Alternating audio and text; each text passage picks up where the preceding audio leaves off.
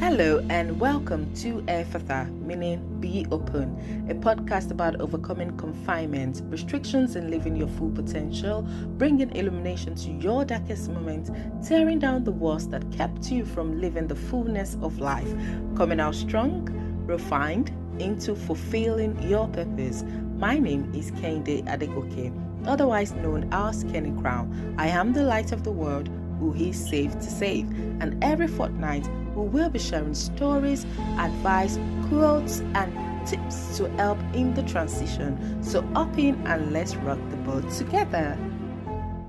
Hello, wonderful people, and you are welcome to another amazing episode of a Father podcast. My name is KEHINDE Adegoke, and I am your favorite host. And today with me, I have a wonderful, beautiful woman, someone who is passionate about what she does, and that is exactly why she's here today. And she's here today to answer some of your questions that you have been worrying about. So today with me, I have, with drum rolling, Pascal Lane in the building. Hi, Pascal. How are you doing?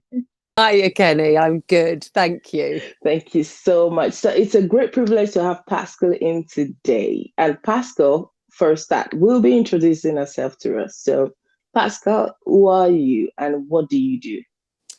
Morning, Kenny. I've just realised that I've only put Pascal on the thing, so I will need to introduce myself properly. So my name is Pascale Lane. I am a therapeutic family and relationship coach. Amazing, amazing, amazing. And how has it been? How has the journey been?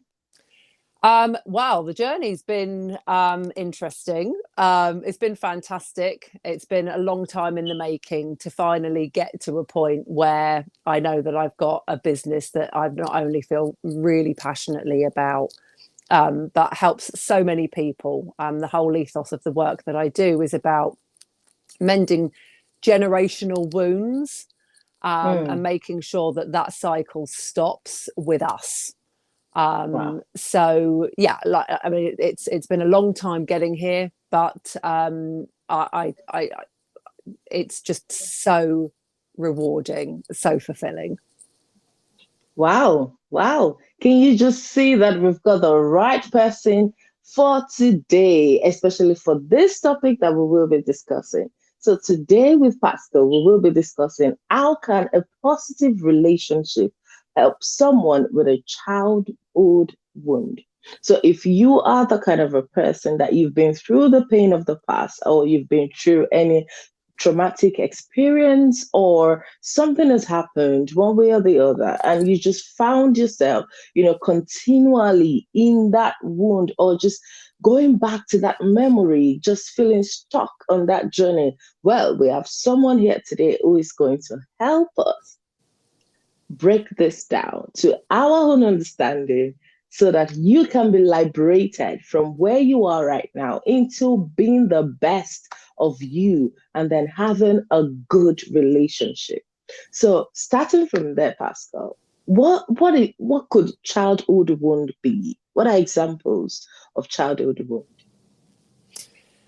So a lot of people kind of think that a childhood wound is a product of an abusive childhood.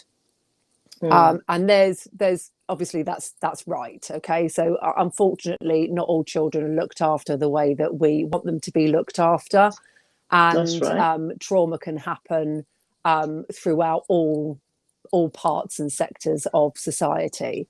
But actually childhood wounds in so I've got a social work background, so I've got 20 years social work background before I came into therapeutic coaching. I trained during my time as a social worker. I trained as a counsellor, both Okay. as an attachment-based counsellor, which looks at your early childhood and your primary caregivers. And then I went on to work with train with Relate, and do relationship counselling. And Okay. all of it has the view that we are a product of our childhood. So a childhood wound can be trauma based, but in my predominant client network, it's around feelings of not being. So I'm really big. I feel very passionate about unconditional love. Mm, Love that you are loved and adored no matter what. Um, there's quite a lot of wounding around neglectful parenting, that's right. um, and actually parents just being available. Now, a theme that I really noticed was that, yes, obviously some of my clients have suffered from abuse, physical abuse, sexual abuse, mostly emotional abuse. Mm, And that doesn't always have to be like emotional abuse, and neglect are both in some ways much harder to define than the other types of the abuse, other because ones. Yeah. with a parent who is either preoccupied with their own mental health problems, Mm, their own trauma, if you like, their own wounds, their own relationship difficulties, like I said, mental health problems, alcohol addiction, drug addiction, and anything like that, it means that you are not able to parent your children in a consistent, loving, fair, unconditional way. And so because what you're being stuck in your own traumatic you're stuck in your experience. own experience, exactly Mm, right. And so children grow up, into adults with a very distorted version of what love means, of what love mm, is, and how we demonstrate love, and what it means. And so, I don't want to get technical on talking about all of the different attachment styles, yeah. but somebody that has a secure attachment style will take the knocks from life, take the knocks from relationships, and be able to manage that in a way in their mind that is fairly rational. They know that they're lovable despite the fact that somebody has let them down or hurt them. Whereas somebody who has had, a difficult upbringing will really question their self-worth, will question whether or not they are good enough, will question whether they are Mm, lovable. And so when we then get into adult relationships and we form our own partnerships, if we come from a place that has been difficult for whatever reason, it is very difficult to accept love from mm, from a partner. And quite often what we do is we self-sabotage that relationship by testing, by pushing away, by acting out. And therefore, when we are then treated the way that we expect to be treated, it then confirms all of those beliefs about not being lovable, not being good enough, not being mm, worthy, and all of that stuff. So, that, I mean, that's obviously, I'm I don't want to get too heavy, but I mean that yeah. in a nutshell is why my mission in life is to heal our generation, so that Mm, we don't then end up passing that on to our children, because we can know this stuff, we can know that our parents might not have done the best for whatever reason, but so often we then end up recreating that again in our adult relationships and with unconsciously. our own children. Absolutely. And I'm here to break the Mm, cycle. wow. Wow. That And I is love it. I amazing. love it. I love it so Obviously, I much. can tell. Yeah, I can tell you love it with the passion at which you're speaking about it. With no doubt, I know that it is what you love to do, which is really important. And I think that is part of the things that could be easily forgotten or maybe not treated, because people often say, oh, I'm fine, I'm okay, there's nothing wrong with me, I turned out fine, I'm okay. But then you begin to realize that they're not capable of holding even one relationship, not because they don't want to, it's because they don't know how. They don't know how to keep that relationship. They don't know how to relate with other people because they've been deprived of that, Yeah. from their parent. And possibly the parent even thought that they've tried their best nurturing that children or nurturing that child by Yeah. giving the child gifts or everything they want. Sometimes we tend to think that love is when we give gifts. It's only when we can give gifts. But the moment at which the parent is there, the presence alone is love to another child, Yeah. depending on what the child needs, the need of the child. Yeah, and And I like, children don't need gifts. I mean, they like gifts, but they don't need gifts. What children want is their, as you've said, their parents' time and their parent to be present with them. So not just being in the room with them on their phone mm, or doing something else, but actually being in that moment with them. yeah. Absolutely, absolutely. Thank you so much. Thank you so much. That pretty much laid a good foundation for the discussion. So what are the causes of the childhood wound? I know that you did mention that some parents could have gone through trauma, but could there be another reason for parents to neglect that role of parenting a child and then causing the child to feeling unloved or affecting their self-worth and all of that? Yeah, I mean, I think usually that parent hasn't received that love from their own parents. So that's how it begins. And that's how it begins, and that's why that Mm, that generational story just keeps repeating, because you can very often trace it back. um but it could just be that the child is cut from a slightly different cloth, has a strong personality, misbehaves, and it's not about some children are just very, very sensitive, and mm, so how that parent responds to that child, and like it might not be um, um, you know, I gave the example of kind of like mental health issues or what have you, yeah. but it might not even be that. It could just be a sense that the child has, especially if there's more than one child in the family, of not Mm. being as good as, not The being as first good or the as their second. sibling, not being as good as, Yeah. never living up to, Mm, parents with high expectations of their children. I mean, this, an example: if your parents are very academic and very driven, and academia is high on their agenda, but you are they expect you you. are a creative and you are an artist and you are you're Mm, into the drama and into the arts, then not being good enough throughout your entire childhood, of not living up to your parents' expectations, expectations. is Mm, very damaging. Like, don't get me wrong, I'm not saying that the parent would be wrong for wanting the best for their children, but actually mm-hmm, growing up never feeling like you are good enough for whatever reason can be very damaging to a child's self-esteem. mm. Can So be that's very basically damaging. like choosing a discipline for a child could cause a wound because that might not be the path the child wants to go to.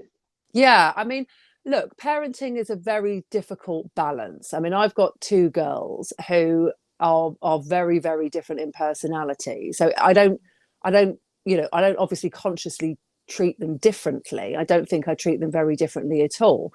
But I know that what is nurturing for one isn't necessarily going to be nurturing for the other.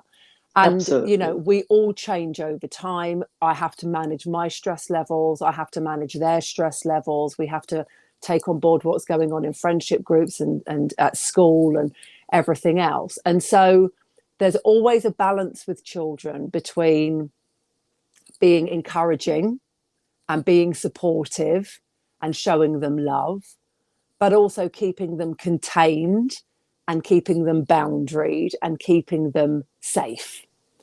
Mm, And that's not easy to do.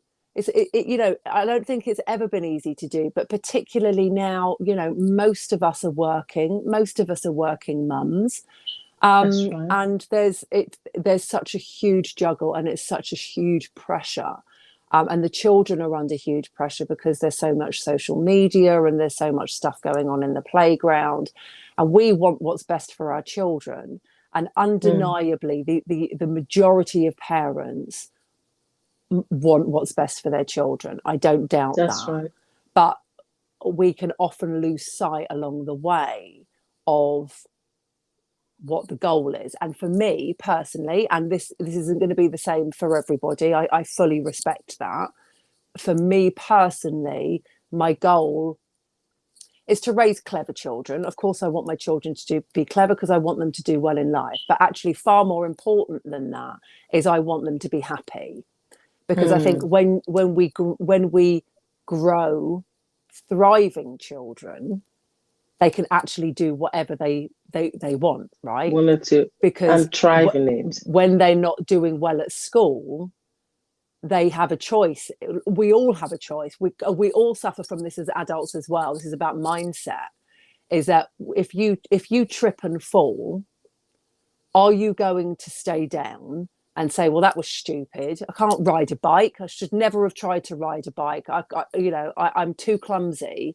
Or are you going to say, yeah, okay, fine, of course falling is a necessary part of learning, what do I need to do Mm. different now? And that's That's about right. confidence, that's about how they feel Mm. in themselves. So almost when our children are happy and confident, they can achieve whatever they want to achieve. And that goes for That's right. relationships as well, right? So if you are if you are loved unconditionally, then you know that you're going to get hurt along the way, but that you are intrinsically worthy of love. Whereas Mm. a child who has had a parent who either has been very inconsistent with their love, or a child who is only shown love when they bring value, Mm. yeah, you're only good when you are good, and when you're not good, Mm. I don't want to know. Mm. Then they question whether or not they are lovable. Or I'm only lovable if I'm doing this. I'm only Well, lovable if I'm mm. achieving. I'm only lovable if I'm promiscuous. I'm only lovable if dot dot dot. And so that's why all of these early years are so important. Mm. It's just so important. Wow, wow. Thank you so much. I'm just going to bring the next question from your last statement. Where you kept on going about unconditional love, unconditional love. What is unconditional love in your own world? Unconditional love for me personally is that you you can do wrong, you can make mistakes, you can hurt, you can do bad things, but whatever you do, I will always love you. Mm.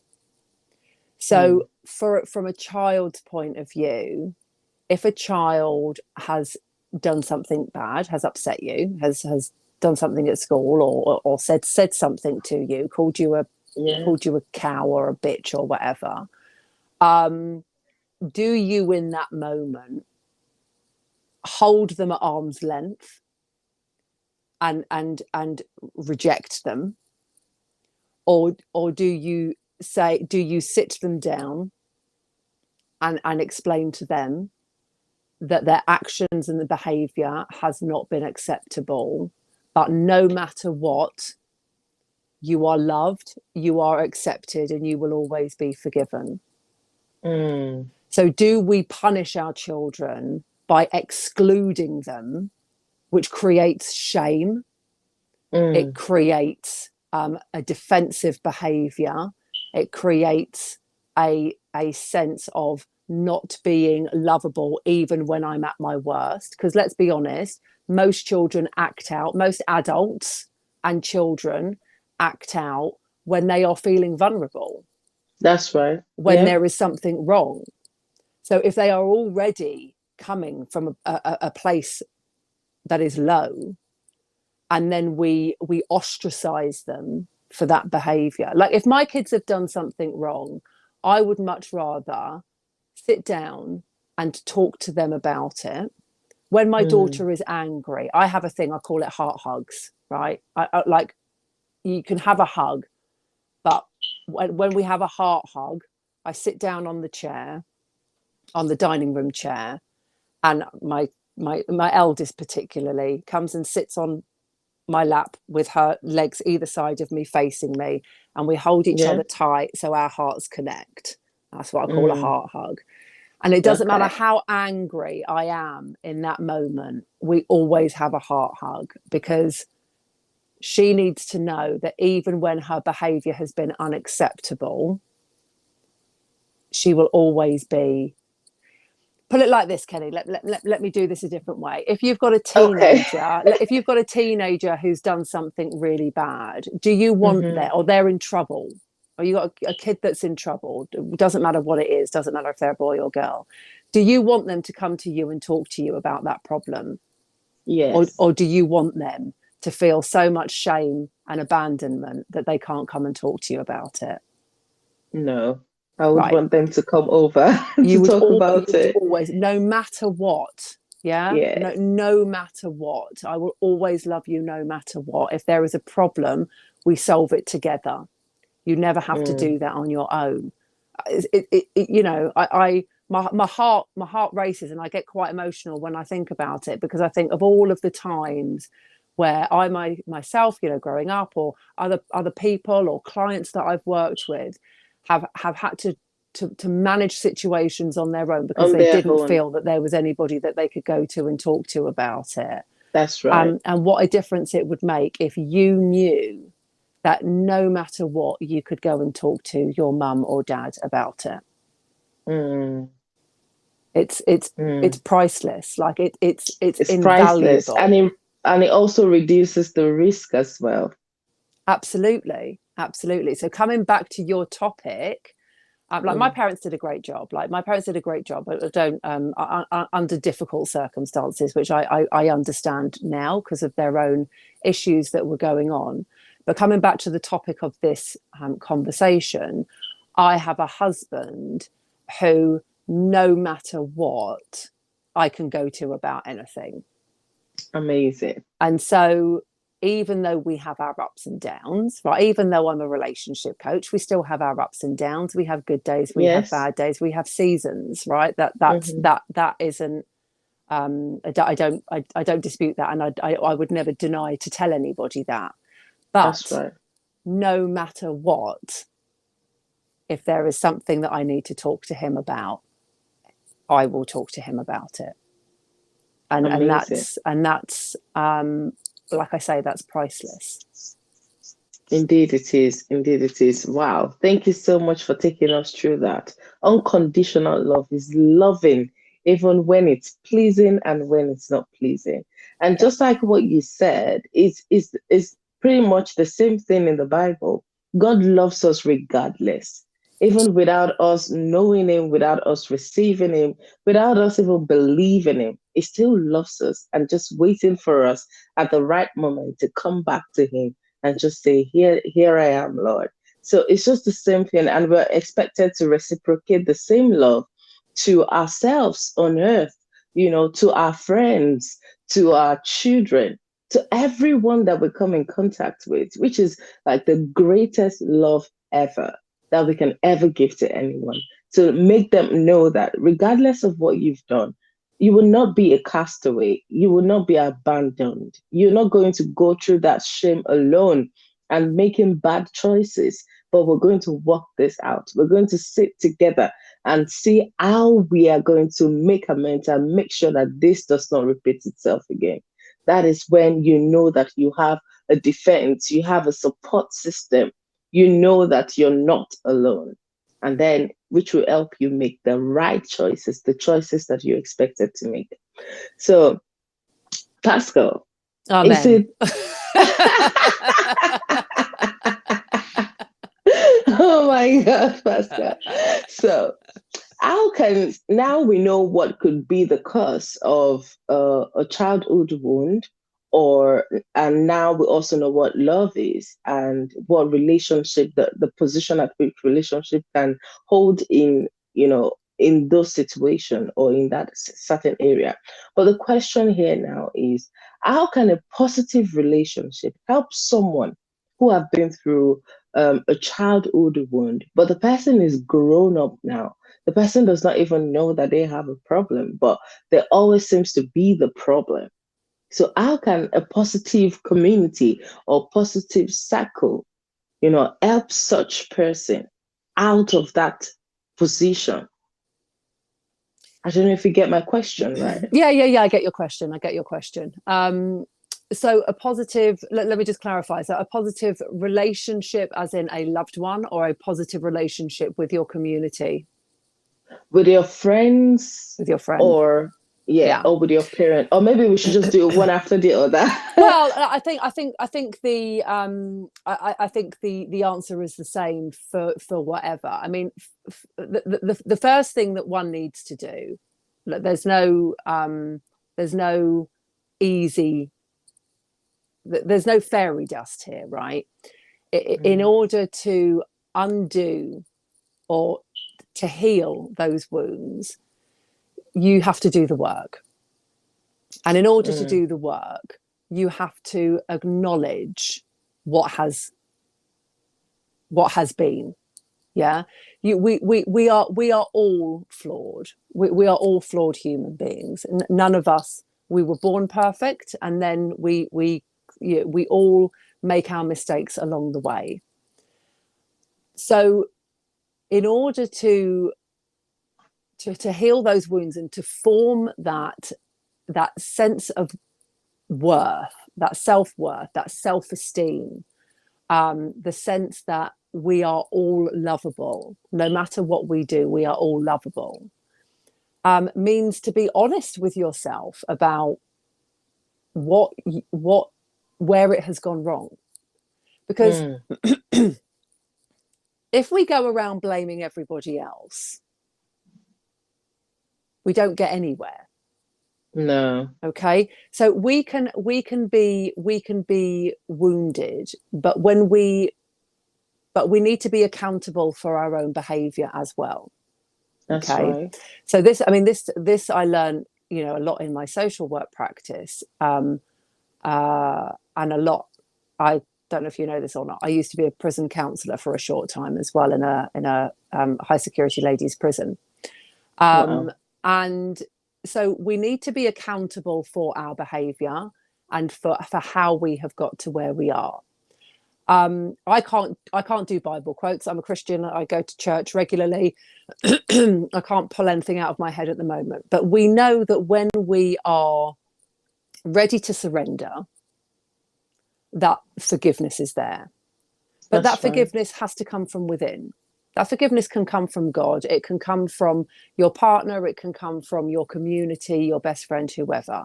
But until that forgiveness comes from within, none of that is going to matter.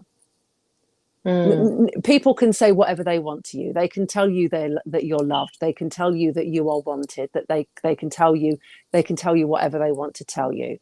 But until But you you have to are in a forgive position to yourself hear first. it and accept it, Mm, it doesn't make any difference. So the mm, real answer is, if you are caught up in a cycle, whether that is, however that behavior is however that wound is now showing up in an adult. It doesn't, like I said, we don't have to be talking about trauma. We don't have to be talking about substance dependencies or anything like that. We yes. can just be thinking about, how not being loved, how not being shown affection, how being shown conditional love, or whatever it is. How does that affect me now in my adult life? How do I now push away the people who love me? How do I Mm, push away the people who have trusted me? How do I show up in my daily life, in my own way, sabotaging all of the goodness that is around me? And when you mm, know that, and when you accept that, then you can, like I always say, Kenny, like, when we understand something, we get to make different choices. That That's right. we don't get to make different choices if we don't understand how we've Mm, got here and what our choices are. We get stuck for whatever reason. We're stuck. When we understand it, suddenly everything opens up to us. Like I can remember when I was right at the beginning of this part of my journey, mm, probably about, I was before I'd had my daughter. I don't know, maybe 12 years ago, let's just say for argument's sake, 11 years ago. And I saw somebody walking down the street that as a young adult, a teenager, young adult, I had wronged. Right. And I hadn't seen this person since.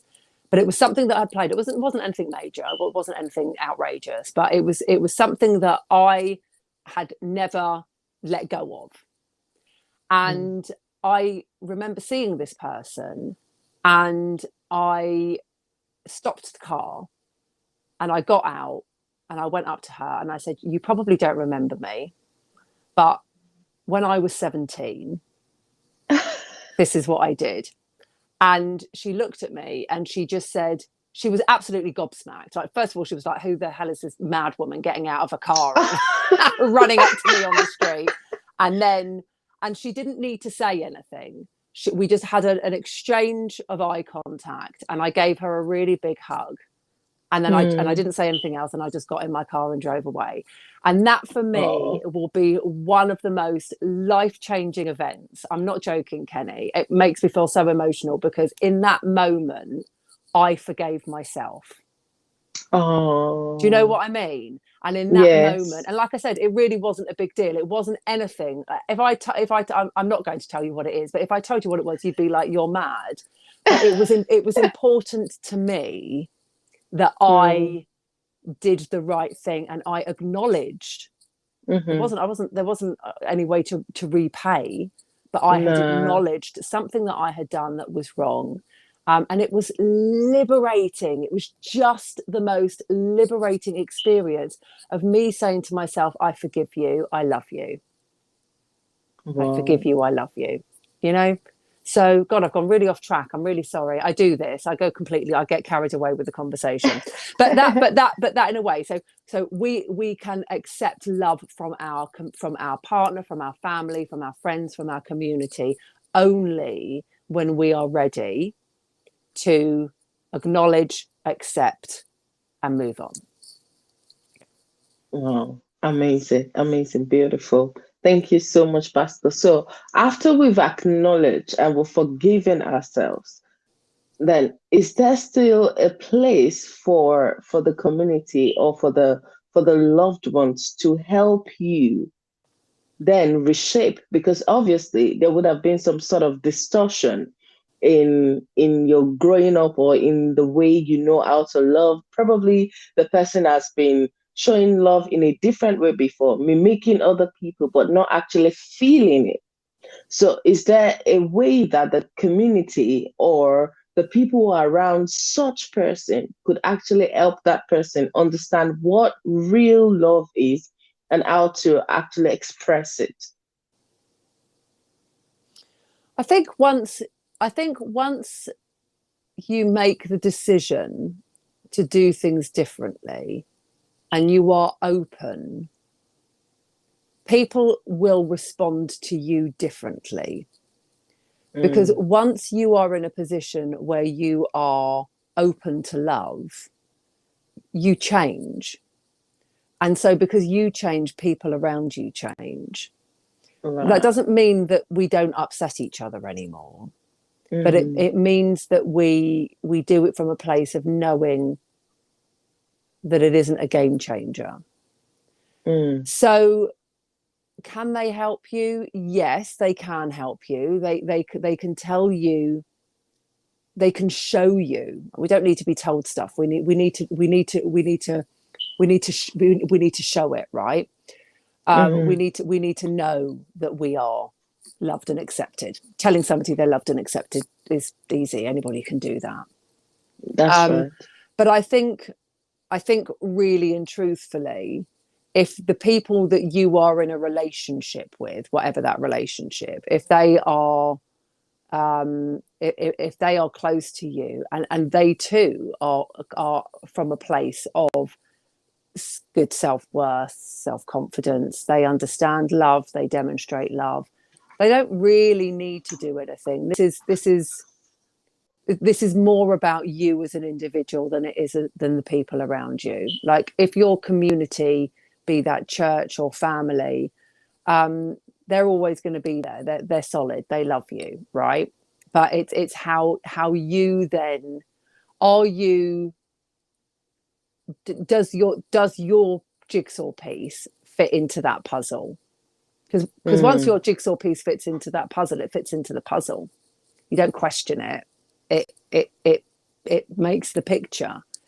But if you've got jagged edges, then it doesn't. So I don't know. I mean, people might disagree with that, but I mean, I do a lot of couple relationship work with just one person.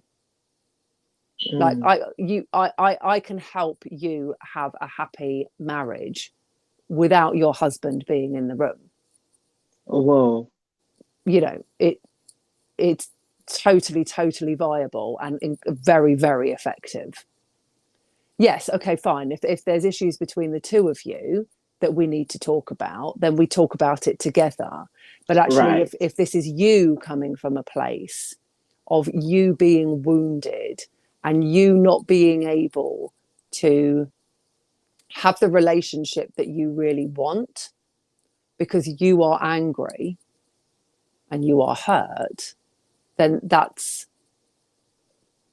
I'm working with a lady at the moment where that's exactly the case. She's angry, she's hurt, it's complicated, but working with the two of them together wasn't as effective as working with her now on her own. Hello. Mm. Yeah.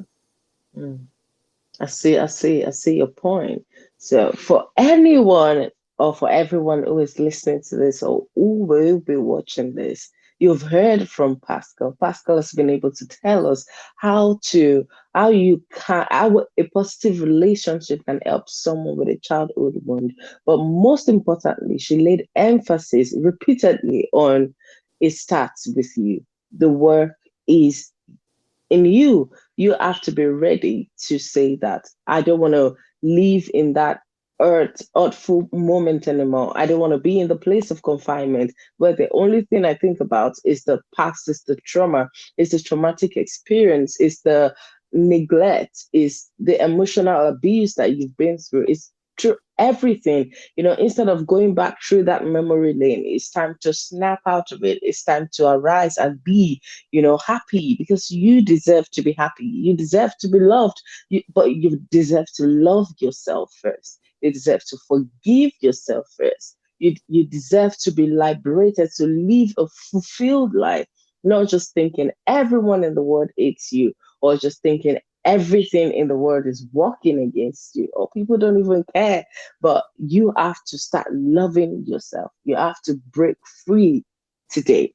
Today is your Father moment. I don't know how you want to do it. I don't know where you're going to start from. But what I know is that you need to sit yourself down and you need to speak to yourself. Is this how you want it to go on? Or do you desire a change? Do you want to see what the other side look like? Do you want to see what love looks like?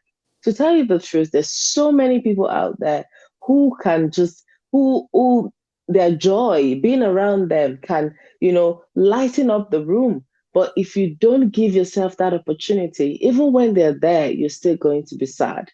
So which means that the work starts from you, and the work starts with you. You have to be determined to heal. You have to be determined to move forward from whatever that has happened in the past. If you have to look for those people, like Pascal said, go ahead, look for them. Look for your parents, hug them, tell them how much you miss them. Tell them those times. You can start creating another moment. You can start creating those beautiful moments now. If they're still very much alive, it's not too late. They may not even know. They may still be trapped in their own past, but you can be the key to it all. You can be that person that would help them as well. You know, you just have to be fulfilled. You just have to be intentional about your freedom. You just have to be intentional about love. You just have to be intentional about your growth. And like Pascal said, you don't want it to be a cycle because your children are going to go through the exact same thing you are going through if you don't deal with it right now. But if you deal with it right now, then it ends with you. And then the new journey begins with you. And your children can learn from you. And we can have a big, happy family in the world, not grumpy people. Have you ever been to the coffee shop and you want to get yourself a coffee and there is just one angry person just making everyone's life miserable? You'll be wondering what's going on. But that person, it could be that that person is going through some emotional state, which the person does not even know how to control their anger, or maybe something or somewhere, or could be something just arises, past event in their memory, and it just affects everything. And it's just going to affect everyone in that coffee shop that day, even the attendants and the people who are on the queue, to get a cup of coffee. But just imagine a peaceful place where you walk in, everyone is with a smile.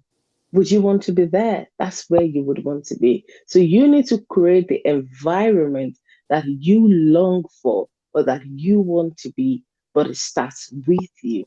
So, Pascal, is there any last word that you would like to share with us, or something that we've not touched on, but you think that is going to be of help, to our listeners? Not really. I think I've covered most of it. Just to say, if there are any mums out there that want to come along and join my Facebook group, I've got a group called Happy and Fulfilled Mums. So do come along and check it Ooh, out. I go live in there every week and do a little topic that we talk about. But no, I think it's never too late to heal.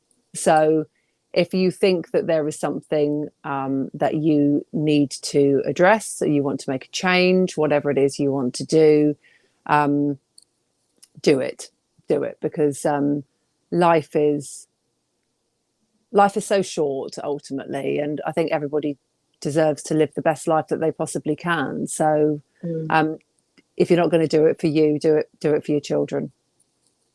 that's right. You've heard it. She has just landed us safely on a very smooth ground. She said, it is not too late to heal. So it is not too late to heal. It is not too late to forgive yourself. It is not too late to start creating the world that you want to see. So, till we see you again next time. Don't forget to send us your questions if you have any. Don't forget to join Pascal's Facebook page. And I'm very sure and certain that you will be blessed tremendously. And before you know it, once you start the journey with you, you are going to be grateful that you are going on this journey with Pascal. And that would be one of the best decisions that you've ever made. We spoke about you sitting down, you speaking to yourself, you getting up. Sometimes it could be difficult if you don't have an accountability partner, if you don't have someone walking that journey with you. But once you have someone walking that journey with you, it becomes easier. So you might want Pascal to be the best person to work with you, or you might contact me as well. So this is the a Father podcast where there is liberation from whatever that is stopping you from fulfilling your purpose, from whatever that is stopping you from flying and soaring and being free. So till we see you again next week, don't stop living. Bye now. Thank you for joining us this week on Airfather. Make sure to visit our social media platforms where you can subscribe to avoid missing out on the latest contents. We promise to bring you amazing episodes that will help you live a fulfilled life. please visit us on Facebook and Instagram on Ephatha Podcast. Kindly like, comment, and share the content for others to benefit. Your comments and observations would help us bring you amazing content. Thank you for listening, and see you in 2 weeks' time.